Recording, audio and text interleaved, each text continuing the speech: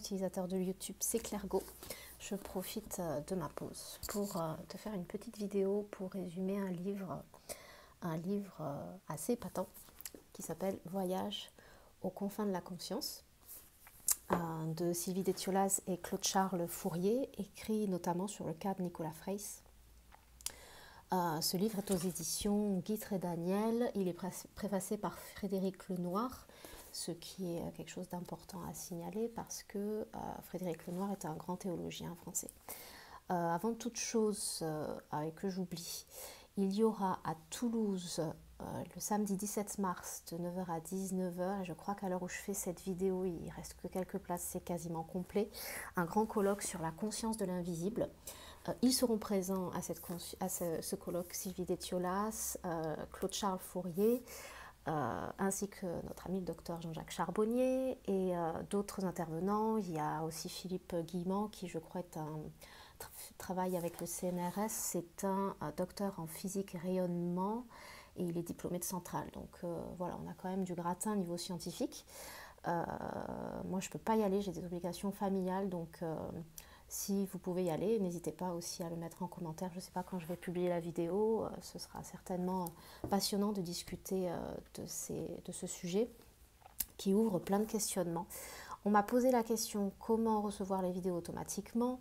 Alors en fait, il faut s'abonner. Vous avez une petite cloche, il faut cliquer sur s'abonner, puis cliquer sur la petite cloche en bas à droite. Apparemment YouTube fonctionne avec des algorithmes. Il faut liker les pages, donc le pouce bleu, s'abonner, mettre des commentaires parce que, donc, comme je vous disais, YouTube fonctionne avec des algorithmes et c'est comme ça qu'il fait apparaître sur votre fil d'actu de YouTube les chaînes auxquelles vous êtes abonné et les chaînes qui peuvent vous intéresser selon les thématiques. Voilà, il y a également une autre façon de faire, c'est de mettre de la pub, mais moi la pub c'est mon cheval de bataille, donc je ne pense pas avoir de la pub sur ma chaîne. Voilà, donc pour être relativement bien référencé, likez, abonnez-vous et commentez. Donc ce livre, asseyez-vous bien, parce que ça va vraiment secouer vos croyances, même pour les personnes très spirituelles. Ça va peut-être en rassurer certains d'hypersensibles.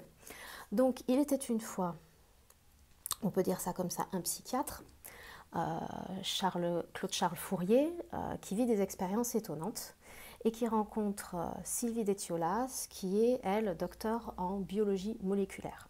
Ils décident ensemble de mettre en place des outils scientifiques qui seront plus tard dans le temps validés par huissier pour avoir la preuve concrète, contraire à la doxa quand même, à savoir que la conscience a une vie totalement autonome de notre propre cerveau et de notre corps, en dehors du cerveau donc.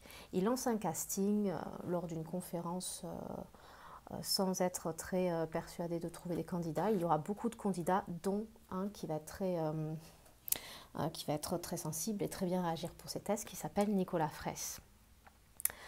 Voilà, donc c'est important parce que c'est quand même un savant mélange et la juxtaposition de leurs deux domaines de compétences, la science, la psychologie, la psychiatrie. On verra plus tard l'importance de ces deux domaines de compétences.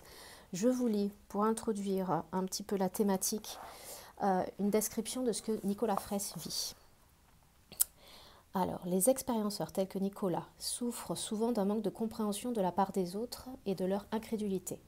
Enfants, ils sont facilement l'objet de moqueries de la part de leurs camarades, alors que les adultes les prennent pour de doux rêveurs, quand ce n'est pas pour des fous. Ouvrez les guillemets, là on cite Nicolas Fraisse.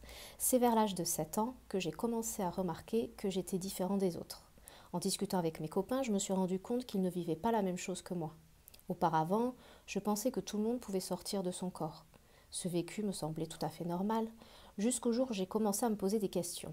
Peu à peu, en grandissant, je me suis demandé si tout cela n'était pas dû à mon imagination. Fermez les guillemets. Pour s'assurer qu'il ne rêvait pas, Nicolas s'est mis à vérifier méticuleusement les informations qu'il ramenait pour chaque cas d'OBE. On va décrire après, je vous parle précisément de tous les termes qui sont importants. À partir de 13-14 ans, c'en était presque devenu obsessionnel. Il cite une anecdote où un jour, lors de mes moments d'absence en classe, j'ai vu mon père construire un petit muret censé maintenir une butte de terre dans le jardin. En rentrant chez moi, j'ai pu constater que ce travail avait été bien fait. Alors en fait, il est important de bien définir les termes qui sont utilisés dans ce livre pour ne pas être trop perdu, parce que entre les études scientifiques, les références qu'ils font, les références littéraires qui sont vraiment très, très bonnes aussi, et les définitions, voilà, c'est pas un livre qu'on va lire sur la plage, c'est quand même un livre riche. Il y a donc les OBE, Out of Body Experience, qui sont donc des consciences, des états de conscience hors du corps, volontaires ou involontaires. L'équivalent en français, c'est les EMC, les états modifiés de conscience, donc conscience hors du corps également volontaire ou involontaire. Il y a également des expansions de conscience qui ne sont pas les mêmes choses. Ce serait un lieu où la conscience semble s'étendre au-delà de ses limites. On le verra notamment avec de la télépathie ou ce genre de choses. Les EMI ou les NDE, les Near Death Experience, on a déjà parlé. Bon, c'est involontaire évidemment, c'est lors de la mort où la conscience est à l'extérieur du corps, mais après, quand il y a réanimation par exemple, il y a récit. Et il y a également des visions à distance que lui pratique et y arrive de façon volontaire, avec une conscience totalement éveillée. Donc en fait, avec ces différents termes, on va un petit peu rentrer dans ce qui est 10 ans de recherche. Alors évidemment, je vais essayer de résumer ça en une dizaine de minutes, 15, peut-être 20, à travers donc, ces recherches qu'ils ont fait à travers leur fondation ISNOE en Suisse. Mais il faut bien vous dire qu'il faut lire le livre parce que je peux être que exhaustive sur la qualité des expériences, la quantité, leur diversité. Je ne veux pas non plus tout vous spolier, vous tuer le suspense, parce qu'il y a vraiment de très belles découvertes, des petits trésors qui sont cachés là-dedans. Ce que je peux vous dire pour synthétiser, c'est qu'à l'apogée des tests, il y a notamment le dernier test qui est extrêmement parlant. Sur 100 tests, donc le dernier test est fait sur 100 mini-tests, il y a quand même un système informatisé en double aveugle où 2 ordinateurs sont connectés mais dans des pièces différentes qui sont elles-mêmes fermées à clé. Donc pour vous mettre un petit peu, vous donner un petit peu les protocoles scientifiques qu'ils ont posés, contrôlés par huissier. Il y a des choses que doit deviner Nicolas, et sur les 100 tests, il en devine 79. D'accord? Et c'est des réponses qu'il doit donner en binaire. C'est-à-dire que les réponses sont vraies ou sont fausses. Elles ne peuvent pas être « oui, peut-être qu'il a pensé ceci ou cela ». Non, c'est vrai ou c'est faux. Donc, c'est-à-dire que les 79%, 79 bonnes réponses sur 100 sont vraies. C'est contrôlé par un huissier qui est venu sur place, vérifier comment ça se passait et vérifier qu'il n'y avait pas de triche. Ces 79 bonnes réponses, mathématiquement, il a été calculé qu'il faut une chance sur 69 milliards, 2 milliards, 2 milliards, pour qu'il puisse, par chance, avoir donné les 79 bonnes réponses. Ce qui nous fait nous questionner sur le hasard. Le hasard, en fait, c'est un concept exprimant l'impossibilité de prévoir avec certitude un fait quelconque. Lui, il le prévoit 79 fois sur 100. Alors je ne l'ai pas noté, mais de mémoire, je crois qu'elle avait repéré, Sylvie Détiolas, que ça arrivait souvent en fin de mini-journée, demi-journée de test, puisqu'ils font ça sur 5 jours, si ma mémoire est bonne.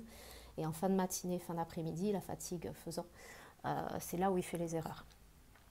Donc, il faut bien se rendre compte quand même que là, les plus scientifiques ne peuvent pas démordre en disant que c'est faux. Non, c'est prouvé scientifiquement avec des protocoles très rigides qu'il arrive à deviner ce qu'il y a dans les différentes enveloppes qui lui sont soumises. Et ça, 79 fois sur 100, sans jamais avoir aucune information, disons aucune information matérielle est venue de la part de ceux qui le testent.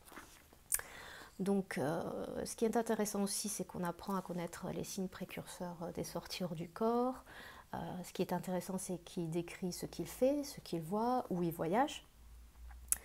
Je vais vous lire un extrait de la page 66. Pourquoi je voulais lire cet extrait qui était marquant? Ah oui, ça vous décrit un petit peu les questionnements qu'il peut se poser et ce qu'il peut observer. C'est comme si j'étais tout à la fois. Je ne vois pas ce qui se joue d'un point de vue extérieur. En fait, je suis toute la scène que j'observe. Les murs, le sol, le plafond, c'est une sensation assez difficile à décrire. Si un détail attire mon attention, je vais focaliser dessus en zoomant, entre guillemets. Mais je ne peux pas le contrôler. C'est un peu comme si la scène bougeait autour de moi. Par conséquent, j'ai accès à tout. Je vois aussi à travers la matière, avec une vision à 360 degrés. Par exemple, un mur n'est pas un obstacle. J'ai une vision globale bien au-delà des pièces. En fait, c'est plus une vision car j'entre dans une sorte de communion, entre guillemets, avec les objets. C'est plutôt une sensation d'être. L'ambiance lumineuse est toujours la même et à l'intérieur comme à l'extérieur. Qu'il pleuve, qu'il fasse soleil, tout brille. Et les mouvements et déplacements des personnes que je croise laissent une traînée derrière eux. Les teintes sont toujours pastel, mais maintenant j'ai l'impression d'en percevoir de nouvelles, inconnues dans notre réalité. Toutes ces couleurs rayonnent. C'est un peu flou, mais quand mon attention s'arrête sur des détails, ils deviennent nets. Donc ça, c'est pour synthétiser un peu et exprimer un petit peu les expériences qu'il vit en dehors de son corps.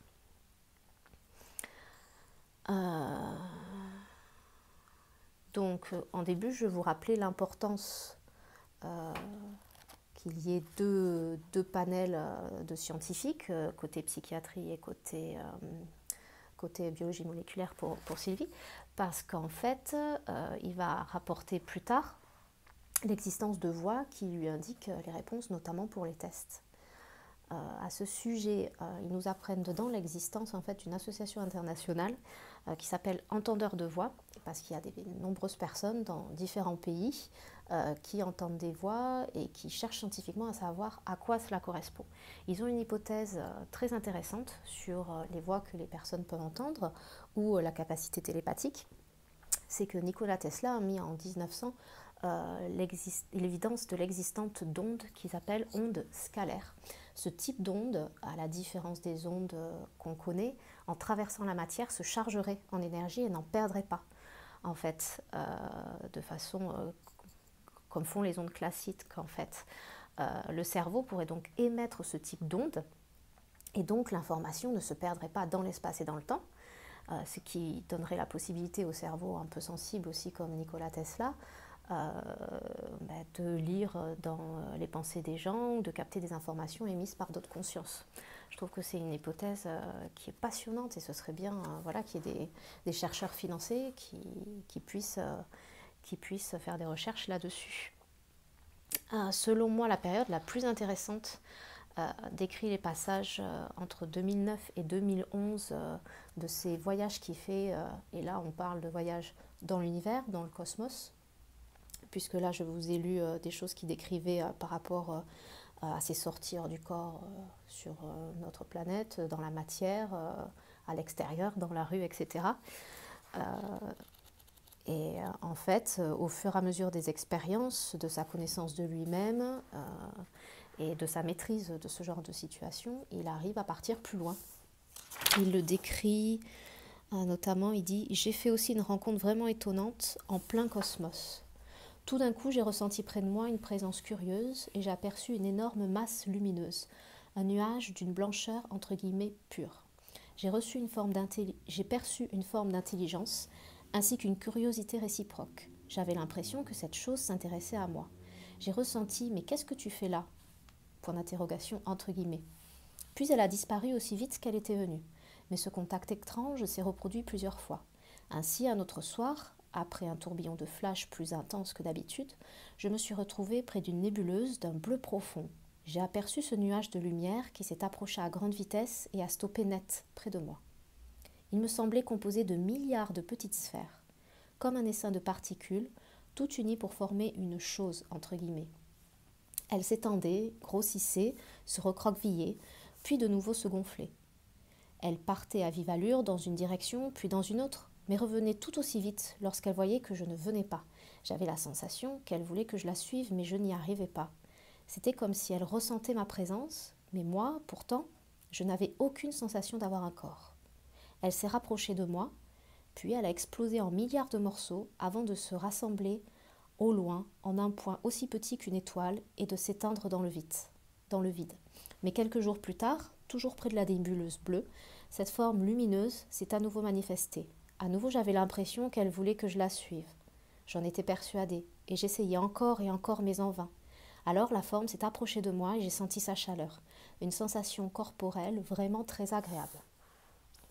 Il y a d'autres descriptions de rencontres après, ça se précise un petit peu, même beaucoup. Je vous laisse le découvrir, je ne vais pas tout spolier. Et en fait, il y a des dialogues qui s'installent à travers cette source lumineuse quand il est en décorporation. Et il y a des dialogues, alors soit j'ai pas compris, soit c'est pas précisé, soit c'est pas dit. Il a ensuite les voix qu'il peut entendre et les dialogues qui se développent une fois qu'il est dans son corps et qu'il fait les tests. Je ne sais pas si c'est cette voix, si c'est d'autres voix, si c'est une multitude de voix, c'est pas précisé, je pense. Ce qui est très intéressant, c'est que s'installent des dialogues sur des sujets philosophiques, éthiques, écologiques, scientifiques qui sont juste passionnants. C'est quand même bluffant que des réponses lui soient... donc il développe un petit peu l'écriture, pas automatique, mais il écrit les voix qu'il entend.